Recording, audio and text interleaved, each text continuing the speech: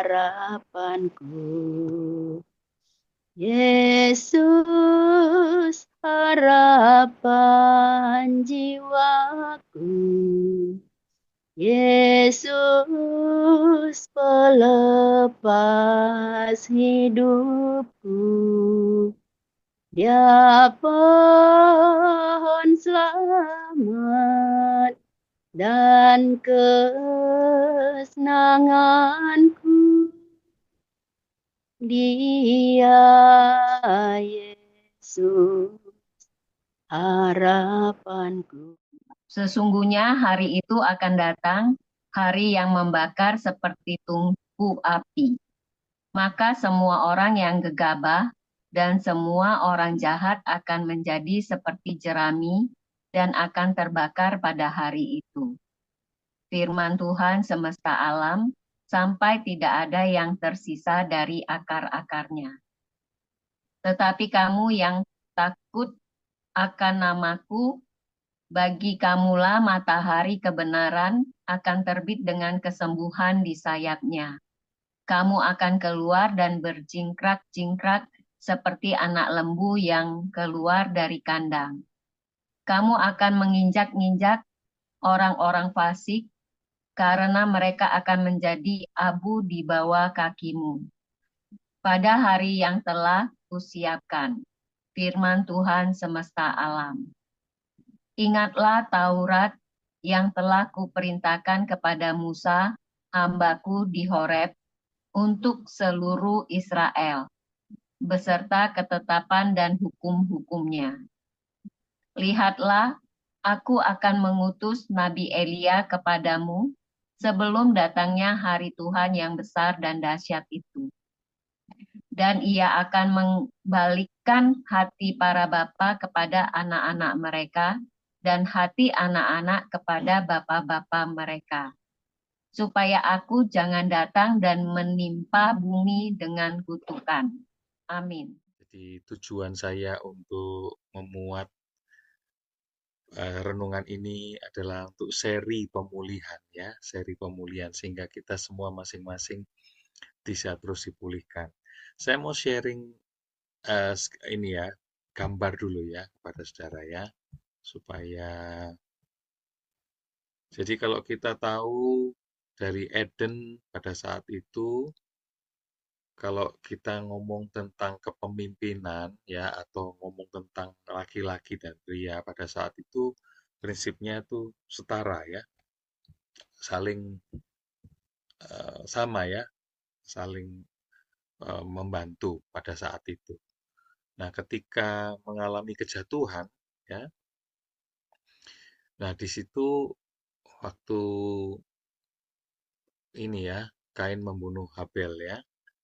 Nah, ketika itu mulai terjadi ini, mulai terjadi penyimpangan. Disitulah mulai terjadi penyimpangan ya. Jadi saya sebut di gambar ini adalah distorted patriarki ya. Mulai ada penyimpangan secara garis keturunan laki-laki. Kenapa begitu? Kita lihat ya nanti di beberapa contoh ada memang karena sudah jadi tradisi di kumpulan orang-orang Israel atau orang-orang yang pada masa itu meneruskan keturunan pria ya di Israel. Nah, itu rupanya dipakai untuk kepentingan ya janji Mesias yang akan datang itu ya. Jadi itu dipakai ya sampai ketika Mesias lahir ada Yesus. Nah, di situ mulai dipakai ini adalah untuk memulihkan ya. Maka itu dia mati ganti kita dan bangkit. Nah, kalau kita yang diciptakan kita disebut ciptaan baru, maka kita yang sepenuhnya dipulihkan, ini gambar yang terakhir ya, sepenuhnya dipulihkan. Nah, itu dengan saling membantu satu sama lain dalam bentuk satu tubuh Kristus. Begitu ya.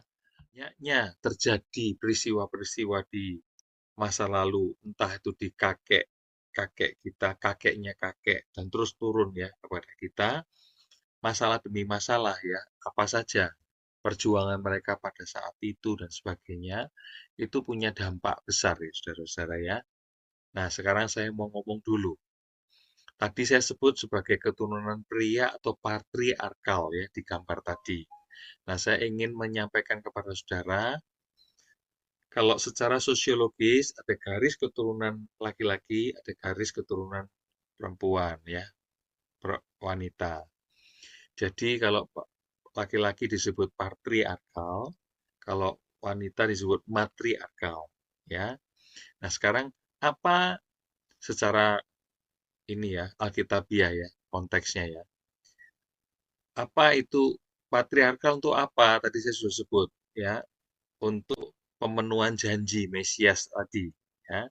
Jadi itu adalah sangat jelas sekali ya, terus diucapkan itu tugasnya para pria. Maka itu keturunannya sampai jelas semua ditulis ya. Oke ya, saudara bisa baca di Matius pasal 1 ya. Siapa anaknya siapa anaknya siapa, terus seperti itu coba ya. Seperti itu. Tetapi kalau saudara perhatikan lagi, saya nggak bahas ayatnya ya, nanti saudara bisa gali lagi, kita bisa dalam bentuk diskusi dan sebagainya. Kalau kita perhatikan lagi, ada sisi yang diceritakan secara garis keturunan dari istrinya, ya, dari yang laki-laki, dari yang perempuan, ya, seperti itu. Jadi supaya saudara tahu ya, ternyata ada, gitu ya. Nah, ya, saudara tahu kan, misalnya contoh seperti Lea, gitu ya. Itu saudara tahu ya. Nah, itu kita ngerti. Jadi ternyata bukan cuma dari laki-laki, dari sisi laki-laki, tapi dari sisi perempuan di Alkitab juga ditulis bahwa ternyata itu sampai ke Kristus dampaknya ya. Jadi ternyata luar biasa. Setelah kita mengerti seperti itu, luar biasa ya. Nah, sekarang kita kalau sudah ngerti seperti itu, Alkitab juga menyebutkan bahwa apa yang disebut janji Bapa atau yang tadi dipakai sebagai figurnya adalah Elia, memulihkan hati Bapa kepada anak-anaknya, memulihkan hati anak-anak kepada bapaknya. Nah, itu juga disebut sebagai figur pria ya kan, Elia, begitu ya. Yang kalau kita nanti teliti, kalau Elia itu kan lawannya Roh Isabel. Elia itu lawannya Ratu Isabel, istrinya Raja Ahab. Nah, itu dipakai untuk memerangi kutuk atau untuk memerangi perbuatannya Roh Isabel ya. Nah, itu memang jadi seperti lawannya gitu ya, spirit lawan spirit gitu ya.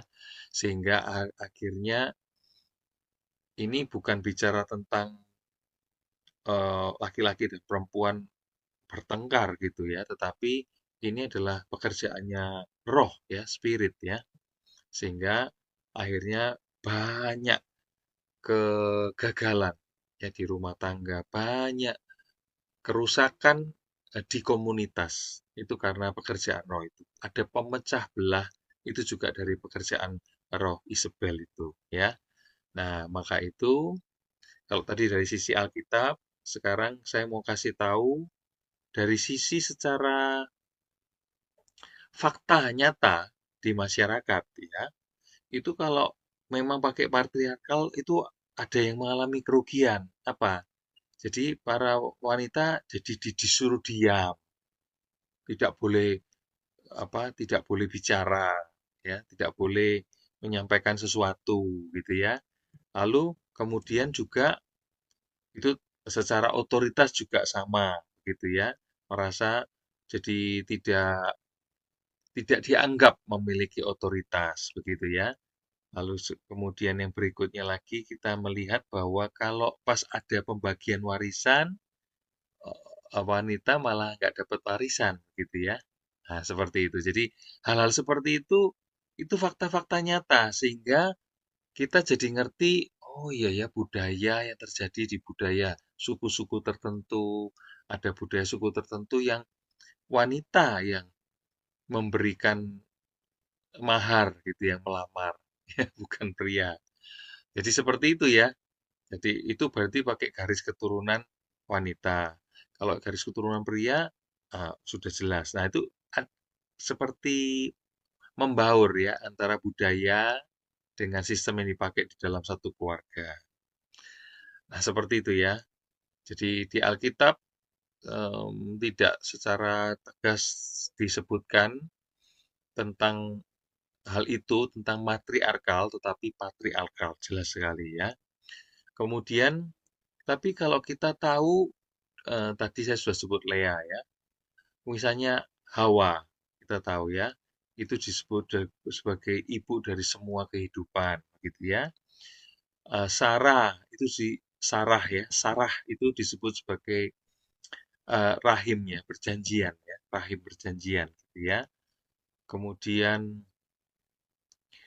kalau Lea tadi saya sebut ada Rahel, ada Lea, itu adalah foundernya dari Israel ya. Jadi mereka yang melahirkan bangsa Israel gitu ya. Kemudian ada lagi Miriam, ada Deborah, ada Ruth ya. Dan ternyata Ruth itu dari Ruth lah muncul Raja Daud ya, gitu ya.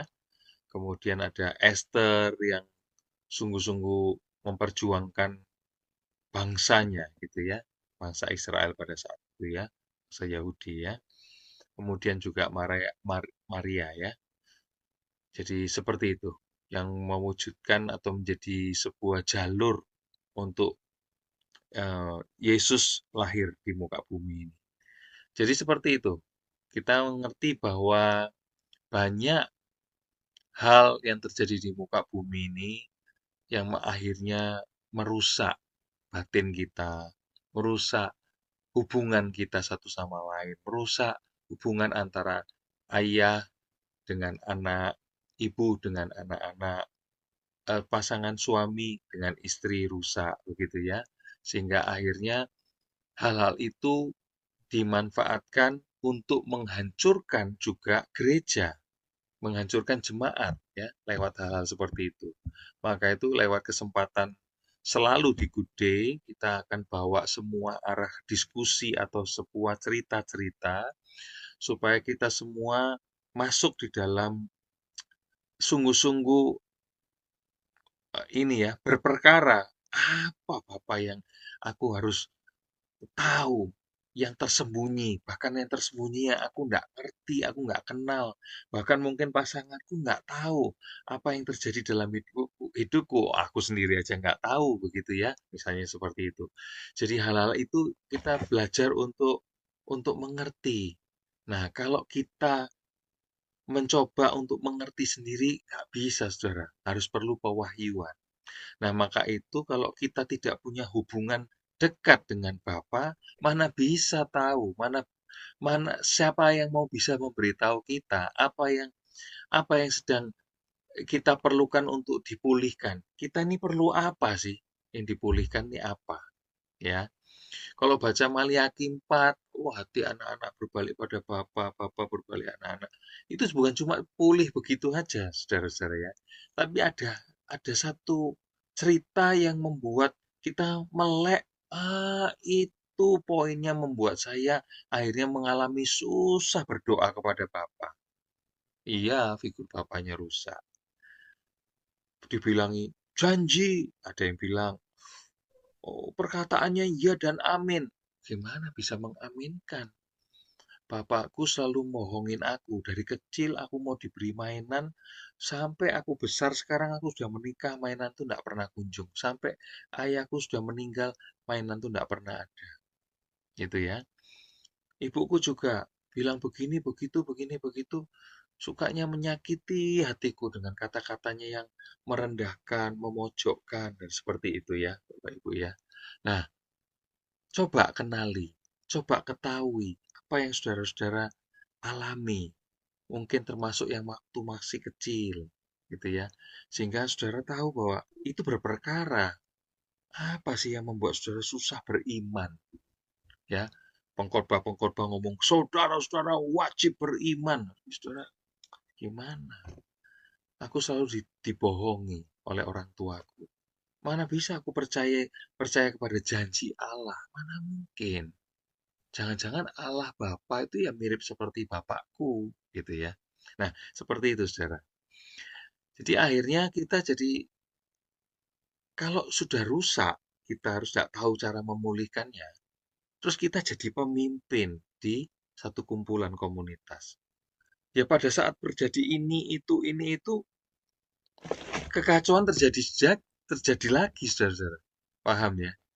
Jadi, di dalam satu kumpulan seperti Hagios begini, kita ini jangan heran kalau ini kenapa ya masalah kok nggak selesai-selesai ya. Orang ini dengan orang, kok terus begitu ya. Terus kita rasanya kepingin, wah ditendang aja keluar orang itu. Percuma, saudara. Karena apa? Jangan-jangan diri sayalah yang menjadi masalahnya. Bukan orang itu. Paham ya? Jadi seringkali orang mikir, kenapa sih orang itu yang menjadi masalah? Kalau saya nggak berkata gitu, saudara. Saya berkata, jangan-jangan saya ini yang menjadi troublemaker di dalam satu kumpulan. Saya berkata gitu, saudara. Nah, kalau saudara berani berkata begitu, bukan cuma sekedar minta empati dari orang lain, tapi berperkara di hadapan Bapak. Bapak tolong aku. Aku sepertinya kok terus ya jadi rame masalah terus ya. Nah, harus kemudian mulai ngerti apa yang Bapak mau tunjukkan. Oh, masa kecilnya ternyata selalu diberi sebuah selalu diprioritaskan. Nanti waktu kecil selalu dapat duluan.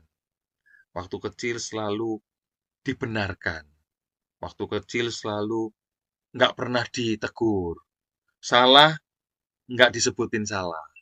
Waktu kecil ternyata hadiah selalu datang duluan. Kakaknya, adiknya, atau semua kakak-kakaknya nggak dapat, dia dapat duluan. Terus semua kakaknya dihukum, dia satu-satunya yang tidak pernah dihukum. Akhirnya, nah seperti itu misalnya ya, saudara-saudara. Terus ternyata itu sampai besar itu jadi trouble, ya, masalah. Baik di sekolah SD, SMP, SMA, perguruan tinggi, atau masuk di kumpulan, atau sudah menikah pun, ya, dengan istrinya maupun dengan suaminya, dia selalu ingin dapat sesuatu yang didulukan, diprioritaskan, dilayani, dan sebagainya. Loh, kok begitu ya? Seperti itu kejadiannya, saudara. Ya, jadi ini salah satu contoh. Jadi akhirnya, nah, saya kalau mau cerita contoh yang detail-detail, waduh, habis waktunya. Biar saudara yang menyampaikannya pada saat saudara mengalami rema dari Bapa, saudara tahu, ting, saudara nangkep, itu aku mau datang kepada Bapa minta dipulihkan, begitu ya. Dan akhirnya saudara, waktu mengalami pemulihan, saudara dipulihkan, saudara akhirnya bisa hubungannya jadi pulih dengan orang-orang tertentu, begitu saudara. Mau dengan ayah, dengan ibu, dengan saudaramu, dengan mertuamu, dengan anakmu. Jadi pulih, saudara. Paham ya? Jadi hal-hal itu yang kita mesti harus berperkara. Nah, itu memang tidak gampang. Pak, saya kok nggak selesai-selesai. Masa Pak, aku frustasi. Pak, aku kok gini-gini terus. Jangan frustasi, saudara. Bukankah dia berkata bahwa justru pada saat kamu lemah, kamu kuat. Saudara tahu ya? Nah, itulah kesanggupan yang diberikan dari Allah. Itu namanya kasih karunia. Maka itu, saudara manfaatkan. Mumpung sekarang ini adalah saatnya mengerjakan keselamatan kita, saudara. Saya ulangi, kalau kita sudah terima Tuhan Yesus sebagai Tuhan dan Juru Selamat, kita kerjakan keselamatan kita. Cara mengerjakan keselamatan apa? Pemulihan. Pemulihan apanya? Karakter kita dibentuk menjadi serupa Kristus. Itu mengerjakan keselamatan, saudara. Ya, dengan cara apa? Jangan diam diri, memberi makan orang yang kelaparan, ngasih baju, bagi baju orang yang bajunya minim, ya, ngasih bantu uang kos kalau orangnya nggak punya uang untuk kos, gitu, untuk tempat tinggal, bantu nilik orang di rumah sakit yang sedang sakit, ngasih penghiburan, kasih doa, dikuatkan, kemudian menilai orang yang di penjara, menghibur mereka, gitu ya. Nah, ketika kita melakukannya dengan kasih, logos-logos yang kita baca, termasuk yang ada di alam semesta ini, berbicara semua jadi sebuah rema dalam hati kita. Akhirnya kita ngalami terobosan, terobosan, terobosan. Begitu polanya, saudara. Saudara jangan bosan-bosan ngomong, saya tetap seperti itu. Mau dari sisi mana aja, semua akan menjadi ke arah sana. Sehingga kita dimurnikan menjadi serupa Kristus. Akhirnya orang lihat, oh, aku diberkati lewat semua sikap dia. Lembutnya bukan pura-pura, lembutnya bukan dibuat-buat, gitu ya. Jadi kalau mau ngomong, wah saya ini orang Surabaya, saya ini kasar, gitu ya, saya Surabaya ya. Misalnya saya orang Bali, saya dari Singaraja Bali, ya saya di Singaraja Bali ya. Ngomongnya kasar, gitu ya. Surabaya kasar. Saya mau ngomong orang Bali pun saya kasar sebagai orang Bali di Singaraja. Yang halus tuh yang di Kota Badung ya, di Denpasar. Jadi mau ngomong Surabaya kasar, mau ngomong saya di Bali kasar, ya kan? Jadi seperti karena saya separuh Bali, separuh Jawa ya, Surabaya. Jadi saya berbahasa Jawa daerah, berbahasa Bali daerah. Jadi seperti itu. Lalu gimana?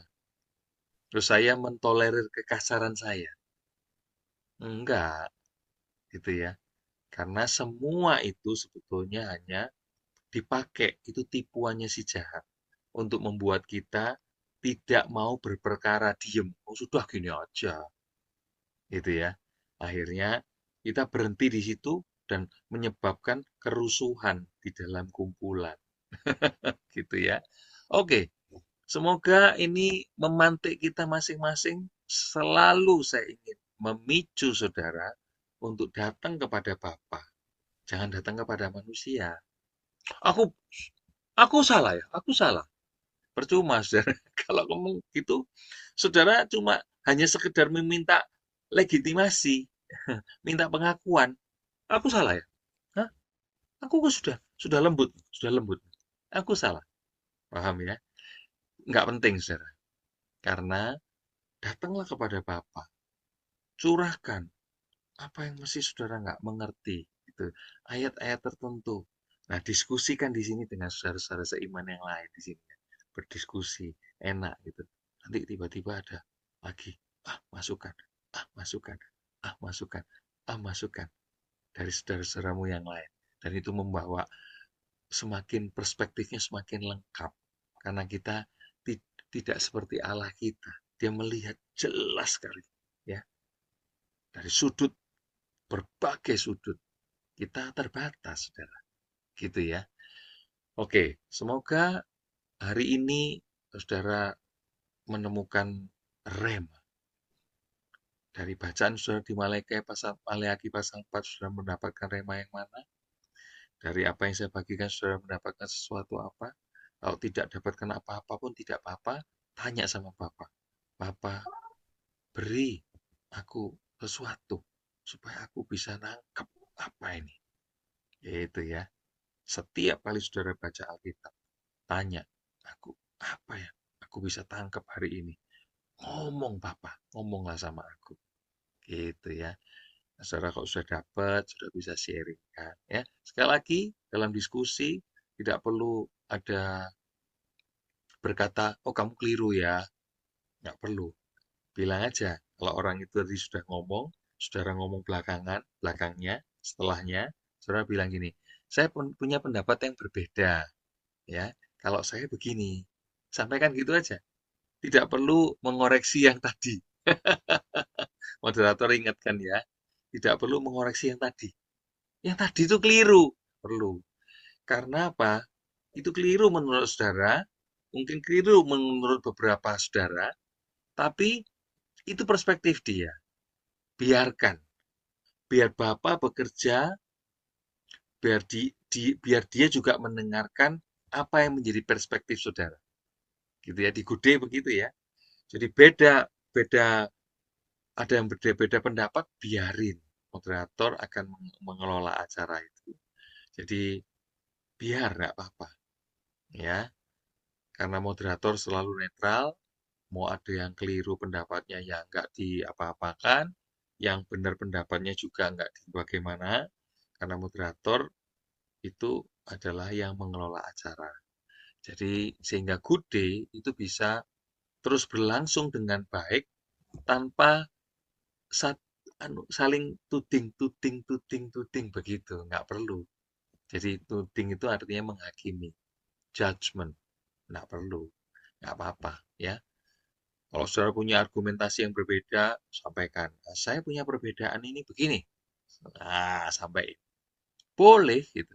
Jadi yang lain nanti, oh beda ya. Terus yang lain yang mikir karena dia nggak didesak, nggak diapain, terus dia mikir, ah, betul juga pendapat dia. Gitu karena karena nggak mendesak, nggak memojokkan, nggak memaki, ya gitu ya. Jadi benar juga ya sisi itu. Moderator nanti bilang, ya ada sisi A, sisi B, sisi C, sisi D. Ah, semua sisi lengkap perspektif kita hari ini. Itu ya. Sehingga kondusif. Ya. Selalu dijaga dengan baik. Kita tidak penting lembut-lembutnya, tetapi kita tahu aturannya. Gitu ya. Mau ngomong keras ya boleh, mau teriak boleh, itu adalah ekspresi, ya. Ada orang yang berapi-api, saudara-saudara, ya enggak apa-apa, biarin aja, gitu ya. Jadi biarin aja, tapi yang jelas kita ngerti, oh saudaraku tuh begitu kalau ngomong, selalu berapi-api. Saudaraku yang ini lemah lembut, yang lemah lembut juga jangan diserang, gitu ya. Jadi seperti itu. Oke, semoga ini menjadi sesuatu yang menarik untuk saudara renungkan dan perkarakan. Tuhan Yesus memberkati. Kita terkadang melihat seseorang itu karakternya karena misalnya tadi Pendapat bilang dari Bali, dari Surabaya. Karena saya tinggal sebelumnya di Priuk ya, Priuk. Menurut saya di Priuk itu banyak suku ya, banyak suku asal usulnya dari mana aja ada di situ. Nah, saya mau membandingkan ketika saya tahun 2000 ke Ambon ya. Saya melihat di Ambon itu orangnya nggak seperti yang ada di Jakarta ya, yang kayaknya gahar gitu, garang gitu. Tapi di sana itu mereka tuh ramah loh, lembut gitu. Tapi ketika mereka ada di kota besar dalam artian kota Jakarta, itu karakternya memang buas ya.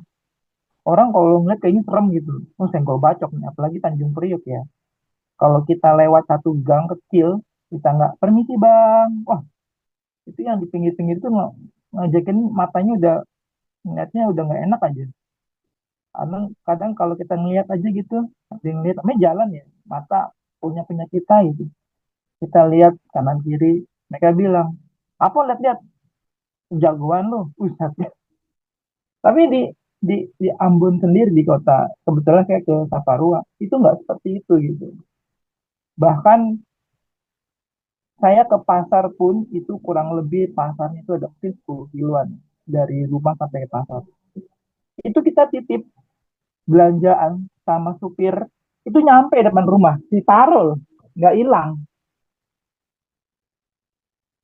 Itu loh yang saya bingung, kok di di kota Ambon, bisa bukan kota Ambon ya, maksudnya di Pulau Saparwanya, kita bisa nitip sayur, nitip belanjaan sama supir dan itu sampai depan rumah. Tapi di Jakarta kita nggak bisa kayak gitu. Dijamin pasti hilang. Jadi kadang-kadang saya tadi lagi mikirin yang tadi dongeng pada karakter asal usul. Jadi kalau misalnya orang daerah tertentu pasti karakternya akan seperti itu gitu. Tapi yang saya alami enggak ternyata enggak seperti itu gitu. Yang saya lihat orang Ambon tuh kalau di Jakarta tuh serem-serem gitu. Tapi di Ambon sendiri tuh mereka lucu-lucu gitu menurut saya. Bahkan yang tua-tua itu mereka masih masih sempet-sempetnya mereka berlayangan putus. Saya pikir kan dulu masih kerusuhan agama sih. Saya pikir wah rusuh nih lagi nih. Ternyata enggak, mereka lari ngubur-ngubur layang itu enggak. Dan itu dilakukan oleh orang-orang tua gitu. Lucu gitu menurut saya. Beda kalau di Jakarta kan ya anak-anak ya. Jadi begitu Kakak Santi. Maksud saya belum pasti orang asalnya dari sini karakternya keras-keras belum tentu sih sebenarnya.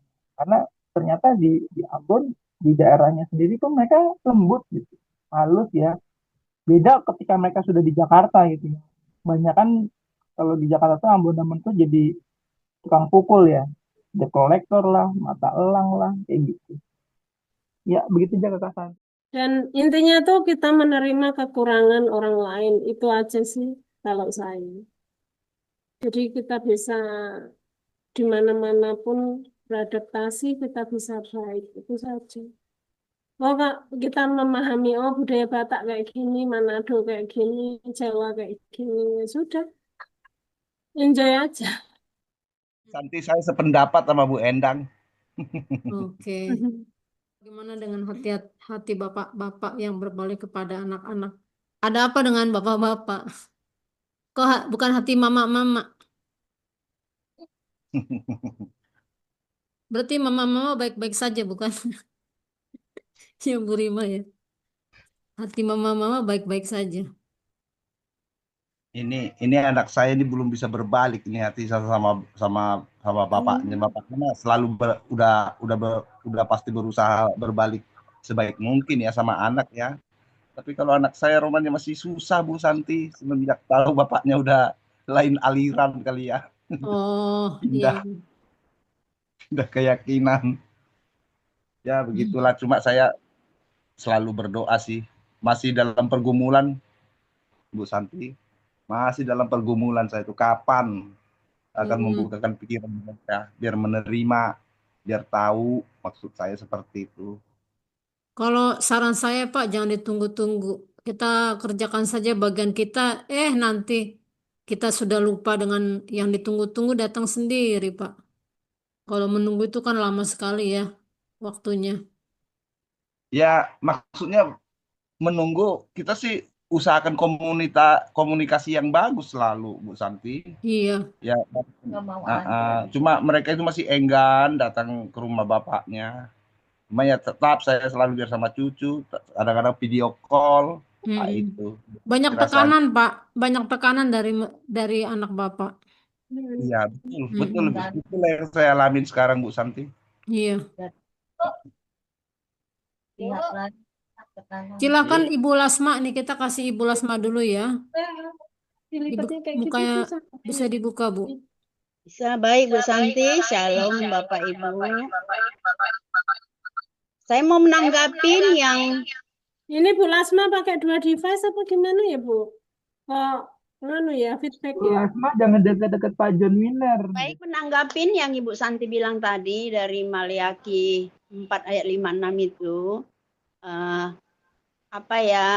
Maksudnya hati bapak-bapak kepada anaknya, hati anak kepada bapaknya. Begini ya, kalau ini menurut saya, karena seorang bapak itu biasanya mendidik anaknya itu keras. Apalagi di kami mungkin orang Batak ya, di kita ya Bu Santi orang Batak. Karena orang tua itu sebenarnya tujuannya memang mau anaknya itu baik, menjadi orang yang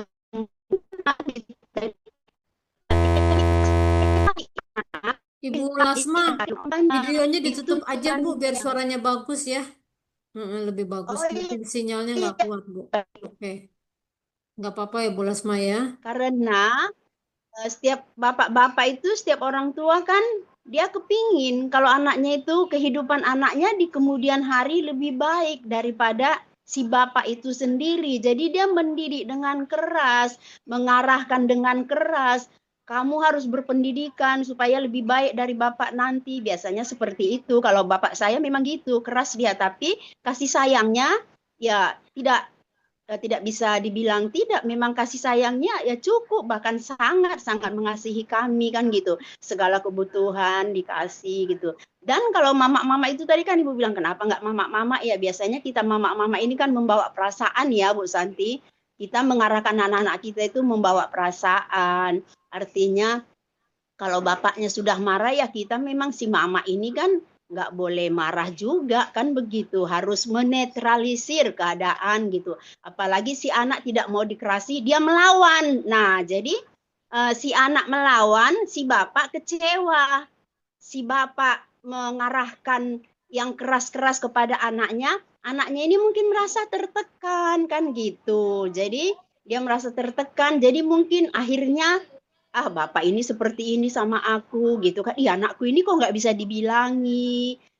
Jadi tapi terakhir itulah di kehidupan kita. Tetapi menurut ayat ini secara rohaninya Yesus mau hati kita ini jangan membantah, harus kembali kepada Bapa di sorga melalui Yesus kan gitu. Secara rohani kita juga mungkin begitu, ada rasa kecewa kita gitu kan. Jadi jangan maunya kita memang benar-benar di jalannya Tuhan, benar-benar kehidup kita ini memang harus dipenuhi dengan roh, sehingga Roh Kudus bekerja mengarahkan kita kepada yang baik, menuju kepada Bapa, supaya kita sampai kepada Bapa, kita harus ya mendengarkan apa yang sudah diajarkan oleh Tuhan Yesus.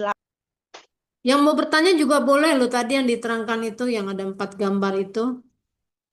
Pertama yang ada di Eden, kemudian kejatuhan, terus patriark ya, zaman patriarkal, kemudian zaman apa lagi saya lupa tuh.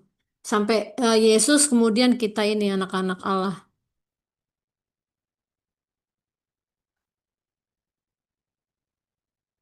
yang melanjutkan pekerjaan Allah ya.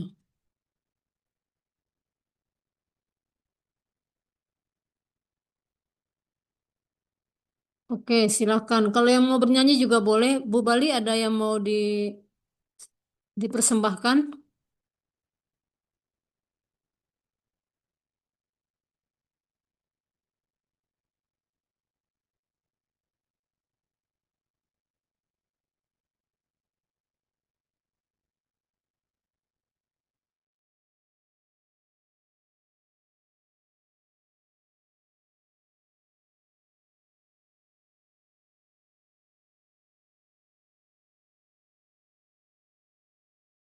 Saya lihat lagi gambarnya.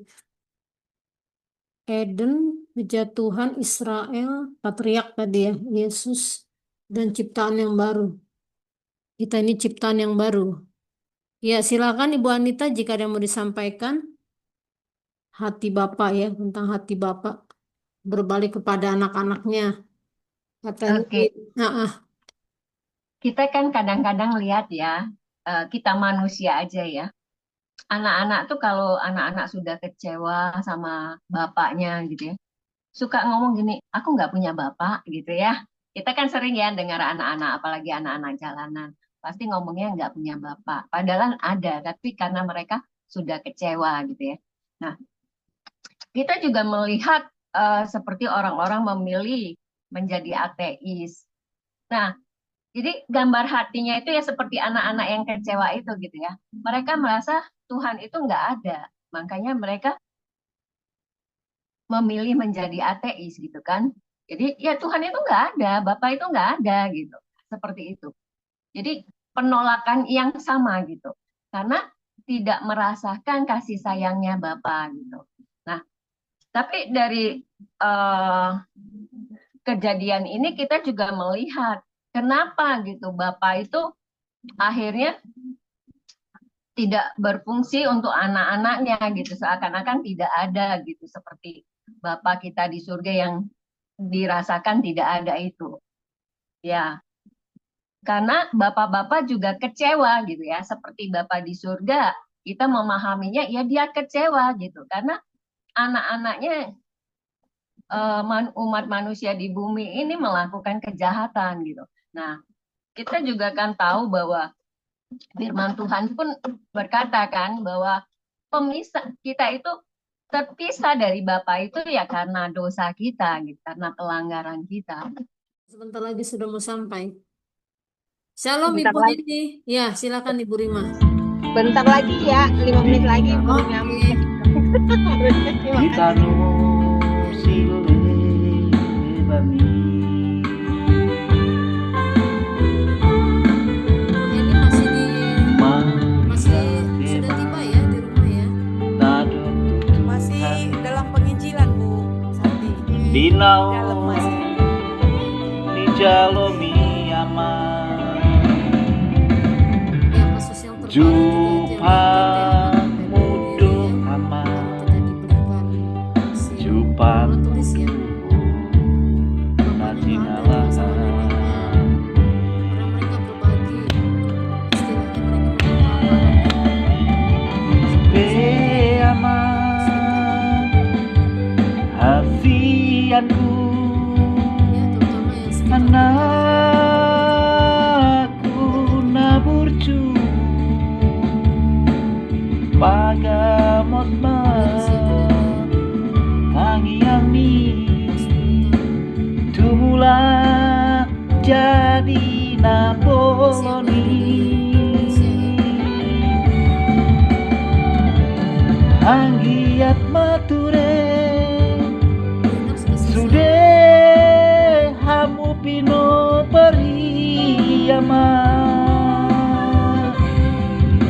Marsiam minan Marsitu kolan Somon suhan dirobe yangi Marsiam minan Marsitu kolan Somon suhan dirobe yangi Cocok enak karo Elsa Mas. Anak Kan mending sampean dhewean wae. Tapi nek jenengan ini dhewe ada diakonia dari Pak Ini minta sehat. Kalau di Bapak itu harus mengorbankan segala-galanya loh Bu Santi. Contoh ya, kayak anak kami baru keluar dari gereja bangunan dulu. Dia kan karena udah pemain musik kan, di sana sempat dia kepahitan dengan kami, menjauh.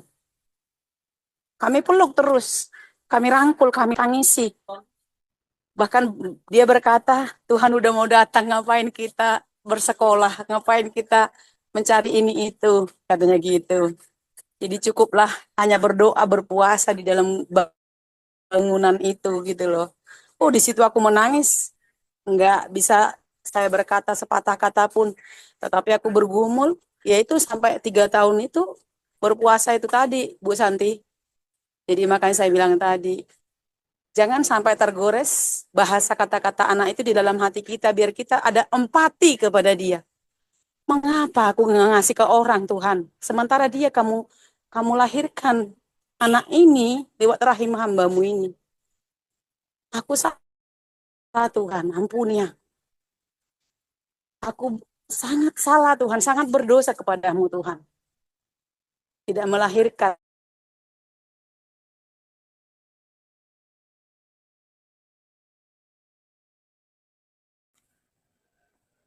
Karena cintamu yang begitu besar, dosa kami rela engkau tebus. Dengan darah dan yang kau lalui sendiri, kau rela mati di kayu salib. Kau angkat kami dari lembah dosa, Kau bawa kami ke tempat-Mu kudus. Kami terluput dari jerat dosa. Jiwa kami kini diselamatkan. Oh Tuhan Yesus, Engkau sungguh baik. Tiada kau hitung jumlah dosa kami. tiada kau balas setiap salah kami, tapi Engkau mengampuni. Oh Tuhan Yesus, ajarilah kami tahu bersyukur untuk kasih sayang-Mu. Sadarkan kami membalas kasih-Mu dengan hidup kami. Syair lagu ini bilang juga, tiada kau hitung jumlah dosa kami. Kalau dihitung, wah, terlalu banyak. Tak terhitung. Oh Tuhan Yesus, Engkau sungguh baik, tiada kau hitung jumlah dosa kami. Di sana syairnya. Tiada kau balas setiap salah kami, tapi Engkau mengampuni. Bapa kan mengampuni anaknya itu di Lukas 15 ya. Lukas berapa itu? Anak yang hilang itu. Ya, Lukas 15 ya. Sepertinya 15, Pak. Coba saya cek dulu ya. Lukas 15. Domba yang hilang, Domba yang hilang itu. lam yang hilang, anak yang hilang. Iya, di Lukas 15. Oh, ini Bu Heni masuk. Iya, benar Heni. Oke, kita lanjutkan Bu Heni. Silakan. Hati Bapak tadi ya pokoknya kita nggak ada habis-habisnya mengampuni anak itu gitu loh Bu Santi. Mm-mm. Ya seperti Bapak nggak ada habis-habisnya mengampuni kita. Sekalipun kita mendidik anak kita salah, tetap Bapak itu tetap mengasihi kita, diberi kesepakatan hati, kesempatan hati untuk menyadari kekurangan kita itu di dalam Kristus gitu loh. Jadi anak itu kembali dia di dalam hati sukacita untuk mengasihi, mengampuni kita orang tuanya juga gitu loh Bu Santi. Seperti itulah kira-kira. Pengenalan jati diri ada di dalam Kristus dikasih untuk kita. Akhirnya kita ada empati. Begitu juga anak itu terhadap orang tuanya. Terjalinlah hubungan yang harmonis di dalam satu kesatuan tubuh Kristus. Terjadi kerajaan sorga yang nyata di dalam rumah tangga kita. Itu Bu Santi. Seperti itulah hati Bapak yang harus mengasihi, mengampuni anaknya setiap saat, setiap waktu. Tidak ada habis-habisnya pengampunan Bu Santi. Seperti itu Bu Santi, makasih. Iya, setuju Bu.